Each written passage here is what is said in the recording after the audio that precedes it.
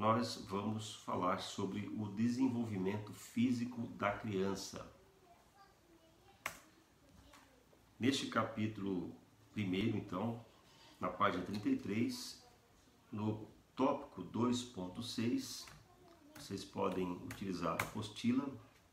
Então vamos falar um pouco sobre a questão das crianças. Bom, primeiro é que a criança ela teria que ser amamentada pela mãe, mas nem sempre isso ocorria naquele tempo, né, devido a uma série de dificuldades.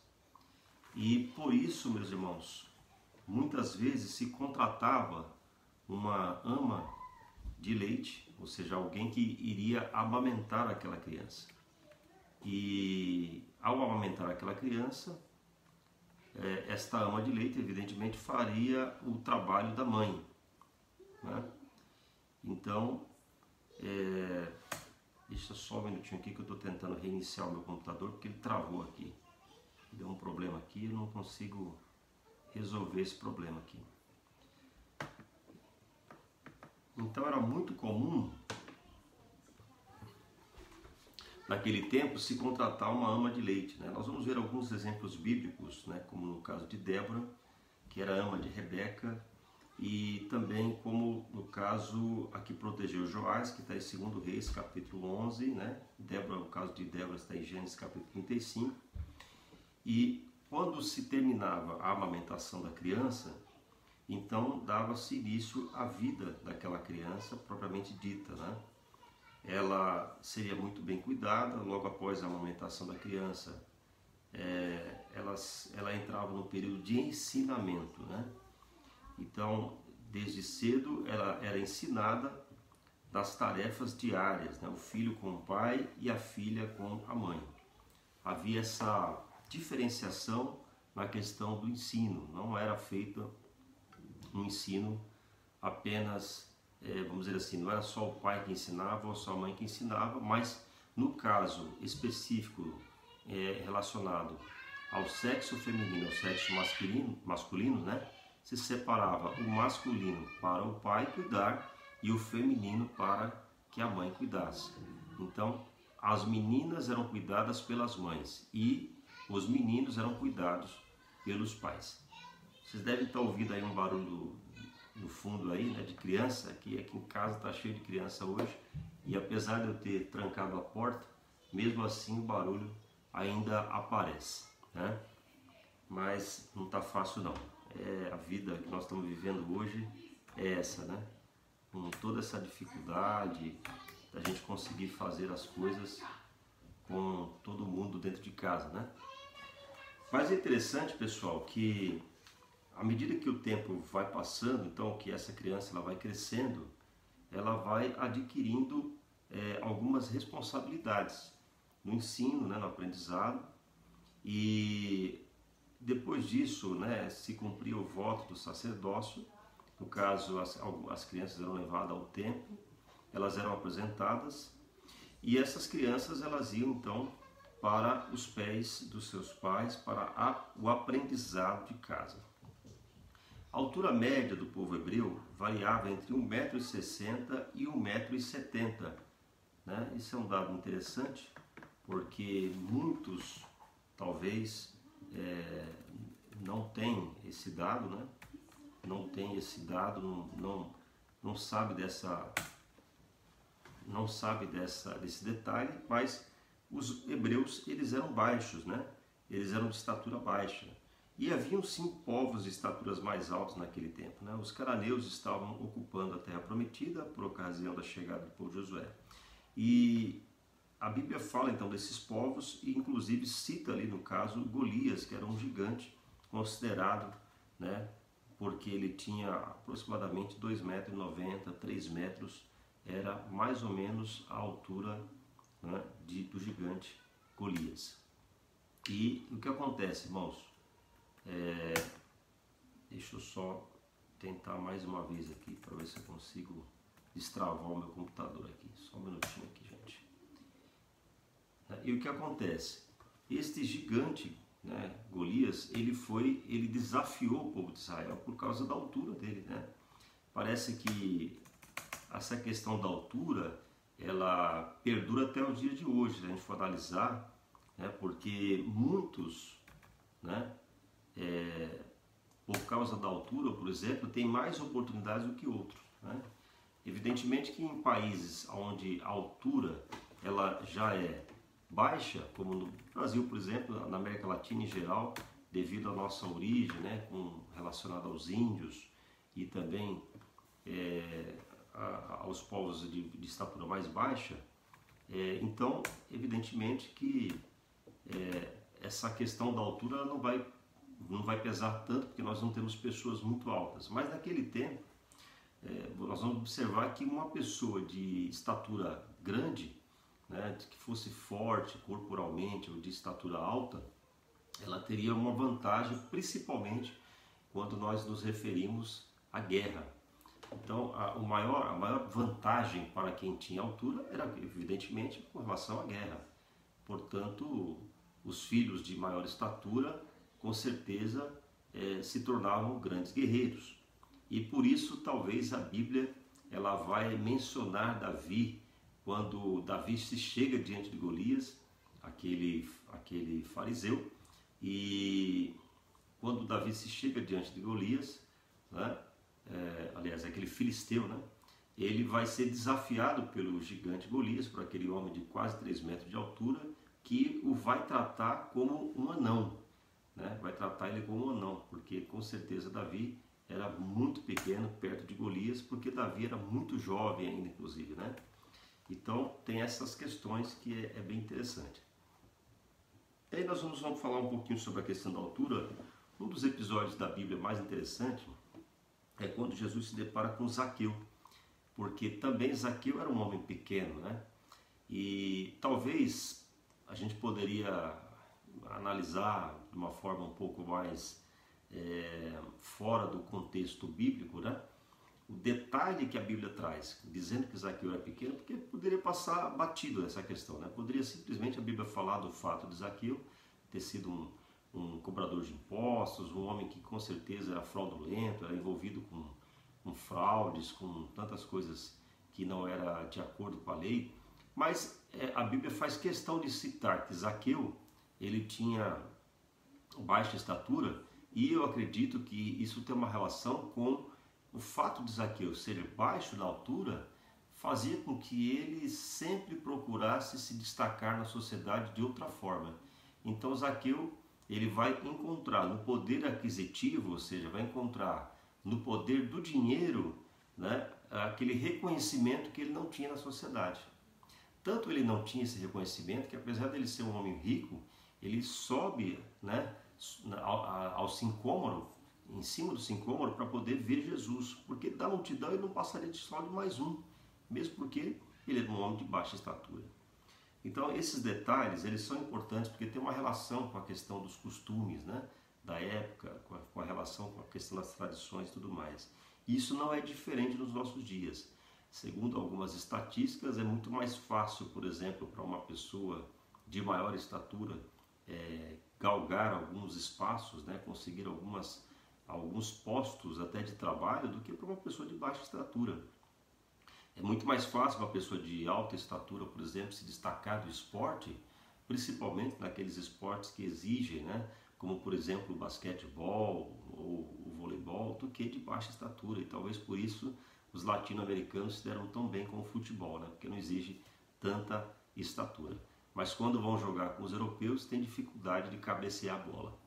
Gente, então essa foi só uma saidinha daqui do contexto bíblico, mas que vale a pena a gente refletir. E a Bíblia também não falava tanto de pessoas que eram obesas, gordas, né? Pessoas que tinham problemas com o peso, né? Porque a alimentação, naquele tempo, era uma alimentação que não era tão gordurosa. E também as pessoas não eram sedentárias como hoje, elas trabalhavam muito. Era quase que uma atividade diária, digamos assim, pela sobrevivência. Não tinha supermercado como tem hoje, que você vai lá e compra tudo pronto, já está tudo empacotado, pronto para ser produzido, né, para ser cozido no caso. O animal tinha que ser morto, muitas vezes tinha que ser caçado.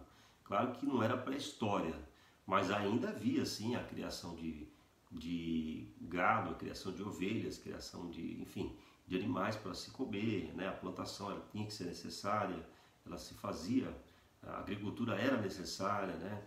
Água não era comum, você tinha que buscar, era difícil, tinha que ir no poço. Tudo isso fazia com que a vida, que não era sedentária, também trouxesse para eles, evidentemente, a vantagem de não adquirir tanto peso. Evidentemente que a gente sabe que muitos casos de obesidade pode ser por doença mesmo e não por alimentação. Mas vamos voltar aqui. A Bíblia cita assim que Eglon era rei de Moabe, está em Juízes 3,17, e era um homem gordo, considerado gordo. A pele clara, sem bronzeado do sol, era apreciada pelas mulheres, né? Os homens e mulheres usavam cabelos compridos, né? Como indicam os resultados de escavações arqueológicas na terra de Israel. Então, Absalão, segundo Samuel, capítulo 14, é mencionado como homem de cabelos longos, e era muito bonito, muito belo, muito formoso. Sansão, né, como Juízes capítulo 16, também era um homem de cabelos longos, tanto é que Dalila lhe cortou os cabelos para que ele perdesse a força. Então os homens usavam cabelos compridos e, eventualmente, tinha alguém como eu, né, que era calvo, como no caso do profeta Eliseu, e outras menções de calvície está em Levíticos 13, 42, Deuteronômio 14, 1, Isaías 3, 24, capítulo 15, 2 e Jeremias 47, 5 são onde está mencionado que havia ali também homens calvos. Mulheres calvas eu nunca ouvi falar, mas a gente sabe que tem também. Muito raro, mas tem. Mas é interessante que essa discussão do cabelo, né? Hoje, por exemplo, nos dias atuais, nós discutimos a questão, né, do cabelo, por exemplo, né? Então, nós discutimos a questão do cabelo e muitas vezes, inclusive nas nossas igrejas, né, nas igrejas pentecostais tradicionais, o cabelo é uma questão de honra, né? E se pega muito naquela palavra de Coríntios, né, onde Paulo menciona que o cabelo é a coroa da mulher, portanto nós entendemos que ele não deve ser cortado, aliás, a coroa do homem, né, e o véu da mulher, então o cabelo é o véu da mulher, perdão, deixa eu corrigir aqui, né, portanto se o cabelo é o véu da mulher não pode ser cortado. Mas subentende que o cabelo do homem pode ser cortado, porque já Paulo não fala do homem. Agora, é interessante que essa questão do cabelo, meus irmãos, né, ela tem muito mais a ver com a questão da tradição ética e moral de uma sociedade do que mesmo com relação a alguma determinação bíblica. Porque se nós fôssemos observar uma determinação bíblica, então nós estaríamos entrando em contradição com a Bíblia, já que o Antigo Testamento mostra que os homens eram de cabelos grandes, longos, inclusive barbudos, né? Outra discussão de costume na nossa igreja. Porém, como Paulo mesmo diz, tudo me é lícito, mas nem tudo me convém, porque a gente não pode desagradar o irmão, né, entristecendo aquele que é mais fraco.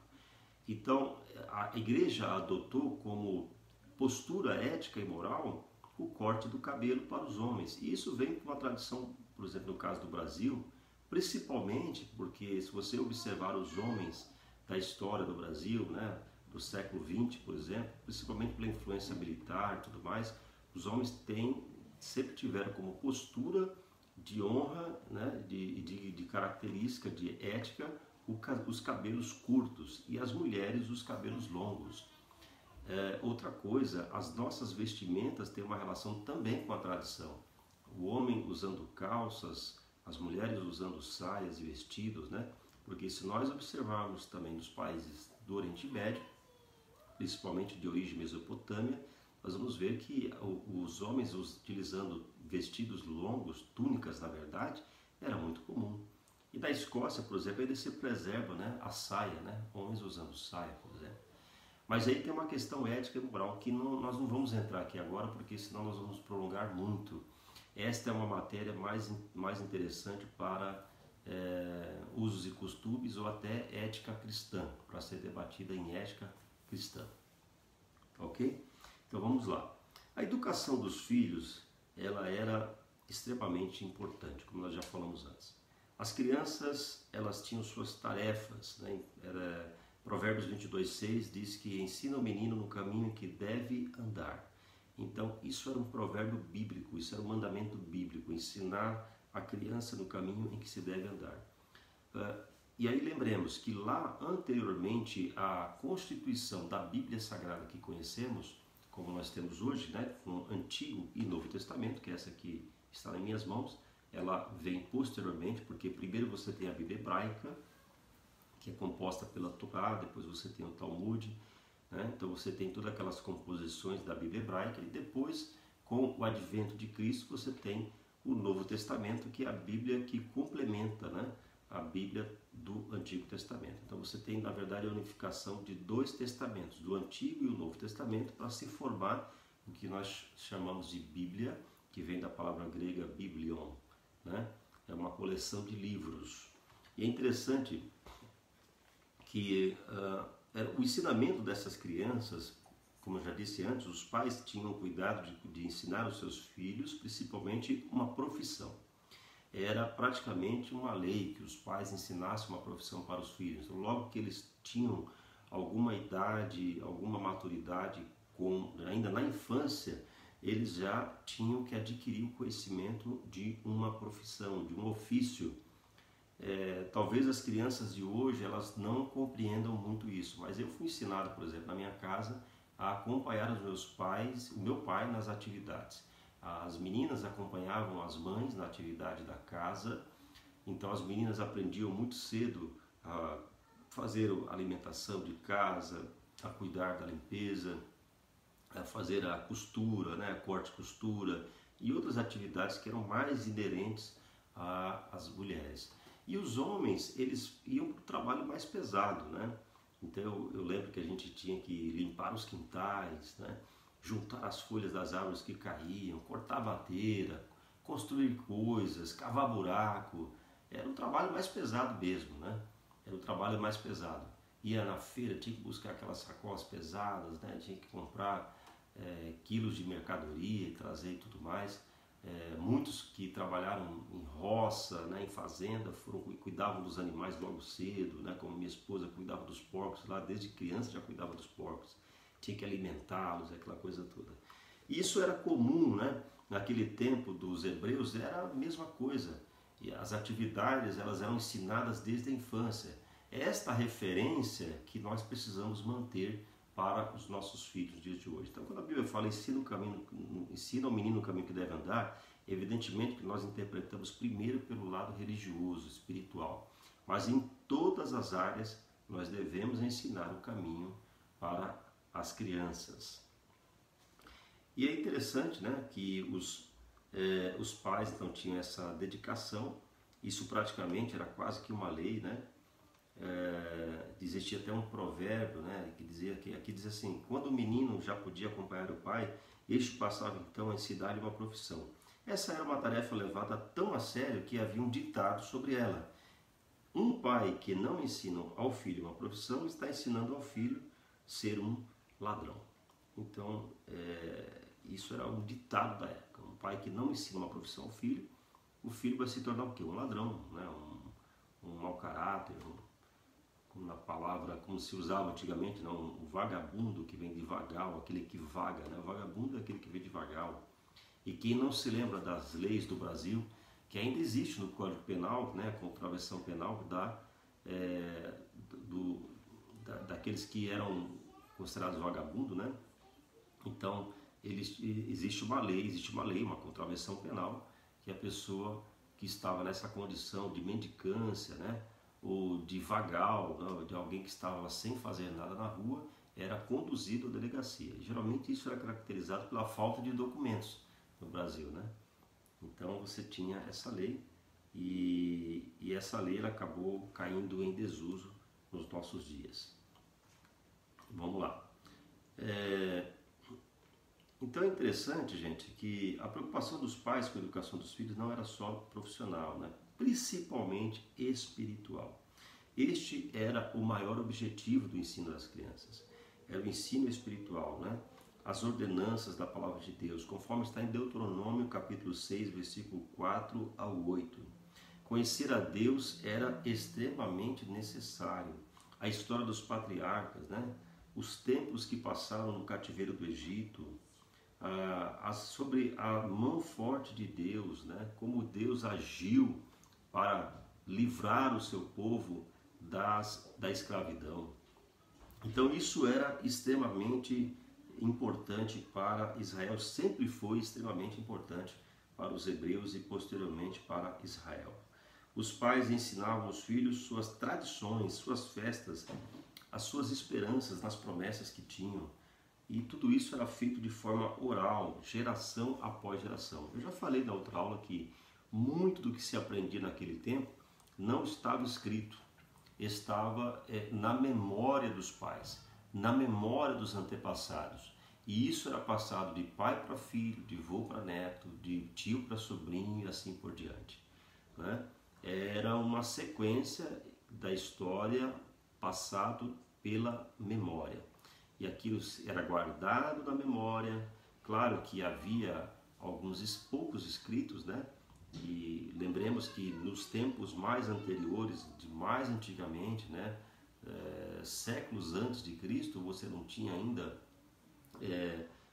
as folhas do papiro, você não tinha muitas vezes os rolos, então você tinha na verdade tabuinhas, né? Que geralmente eram feitas de cerâmicas, tabuinhas de pedras, tabuinhas de barro, onde você esculpia ali algumas letras, mas isso era muito raro, era muito caro, o escriba que tinha que fazer isso, era uma profissão escrever. Agora, depois, com o passar do tempo, com o surgimento dos rolos que eram feitos de peles de animais, com o surgimento das folhas de papiros, então isso vai sendo gravado nestas folhas, nestes rolos, e estes rolos são guardados até hoje nas sinagogas de Israel. Ainda se guardam cópias em rolos de peles de animal, né? Então é importante que vocês estejam atentos com essa questão, tá? Eu vou dar uma paradinha aqui para dar um intervalo e já volto logo em seguida. E você não sai aqui que eu preciso verificar aqui uma questão, tá bom? Mas 5 minutinhos só.